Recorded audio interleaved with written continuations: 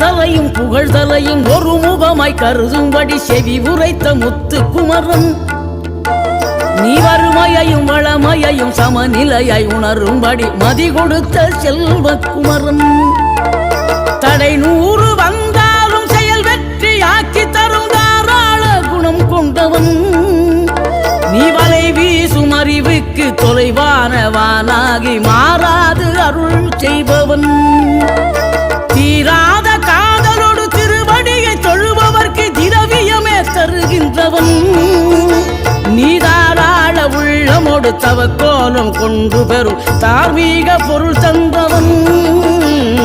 தார்மீக பொருள் தந்தவன்